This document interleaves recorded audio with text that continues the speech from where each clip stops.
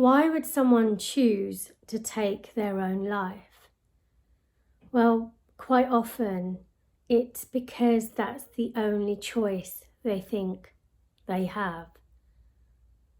My name's Dipti Tait. I'm a solution-focused hypnotherapist and the author of Planet Grief. And over the pandemic period, I think I saw, it was a horrifying statistic actually, I think I saw just over 200 clients who had considered taking their own life and had attempted, and some of them had attempted, not all of them, but some of them had. They came to me because I was the last hope, the last port of call. You'll be pleased to hear that they are all still alive. Now, why would someone get into that state? And sometimes it can be a lot of events leading up to that type of situation. It could be out of the blue, where it just comes out of nowhere. There isn't really a one-size-fits-all system here. The thing that is one-size-fits-all is maybe not the reasons why, but the symptomology of what happens inside the body and inside the mind when we have suicidal thoughts.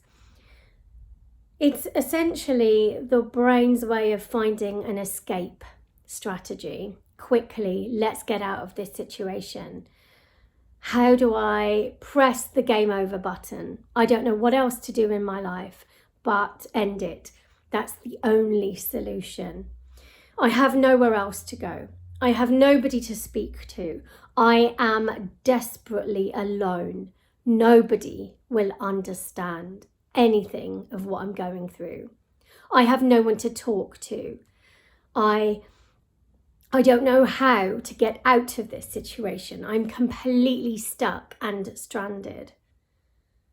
So when we have these thoughts going around inside our mind, it's almost like these negative thought loops are essentially like a negative thought virus that infiltrates our mind, our body. We feel terrible about ourselves and about life and what's going on.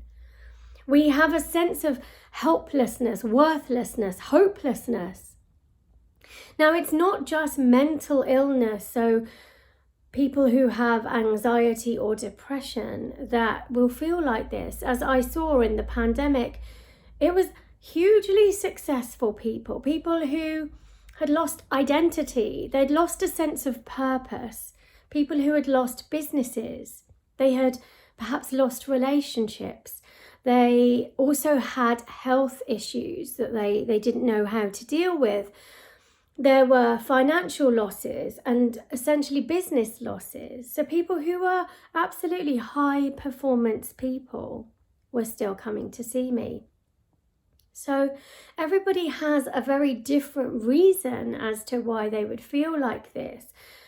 But what happens is the symptoms become terrifying. You almost find yourself in this horrible vicious cycle of self-loathing, and that perpetuates itself, and that's the dangerous thing. We have a sense of emotional overwhelm, perhaps a feeling of guilt, feeling of shame, public humiliation, the fear of the unknown, fear of what's going to happen next. How do I provide for my family? Humiliation, fear of uncertainty, and essentially that complete loss of control. So how can I help you? The whole of my business is about working out how we can deal with this sense of emotional overwhelm that has basically infiltrated into your mind and into your body. Basically, I'm calling this grief. Grief doesn't have to happen to us when somebody has died. Grief is essentially a sense of complete loss of agency, loss of self-belief, loss of confidence, loss of self-control, loss of identity, loss of purpose, loss of motivation. All of this, I believe, is grief. I want you to know that this stuff is something that I deal with all day, every day. I was once that person too, on the floor, not knowing where to turn, not knowing who to speak to, thinking that I was alone. But I managed to find my answers, my solution, and I pulled myself up out of that dark, desperately lonely place.